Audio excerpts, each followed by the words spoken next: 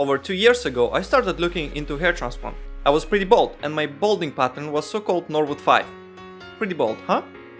I grew my hair very long in order to hide my thinning scalp, and to be honest, I was doing pretty well. But at that point I realized I can afford a good hair transplant and finally win the battle against hair loss that I was fighting for the last 6 years.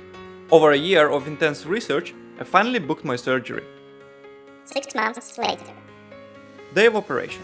I had a huge area of prime real estate to cover, so together with my surgeon we have decided to do it over 2 surgeries spaced a year apart. My whole front was totally bald, so that was the area we focused first. After the surgery was done, I was really happy to finally get it done and put it behind me. Comb-over days are finished, and I can say with confidence, I've done my absolute best to fix my hairline. Months went by, and at first, there wasn't much progress. First 3 months were a disaster. I was looking much worse than before the surgery. Huge red patch of skin in the front, with few weird hairs growing out. Of course, I put myself in a position of power and be telling myself, I've done my absolute best to get this fixed. This kept me going with positive attitude. From month 4, I've started seeing some great growth all over transplanted area pretty much on a weekly basis. The more hair I grew, the more confidence I had. As months went by, I grew more and more hair. It was getting thicker and longer. Month 6 was the month when I ditched the hat completely and started going out without it with confidence. I started using some hair loss concealers for my balding crown to enhance overall look, and I did a pretty good job. And here I am. Today is 10 months after my hair transplant surgery. It's been a great journey so far. I can't get enough of seeing my face framed with my new hairline. Of course, it's not perfect, and it can't be in just one surgery, but comparing to where I started, this is a huge improvement.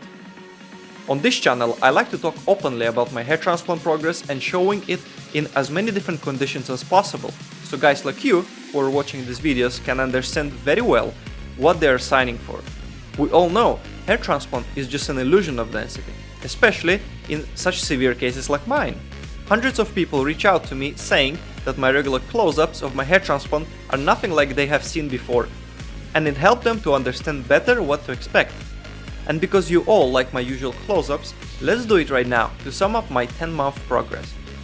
As we all know, the hair looks the thinnest under the direct bright light, so that's why I like to start from showing it in front of the window.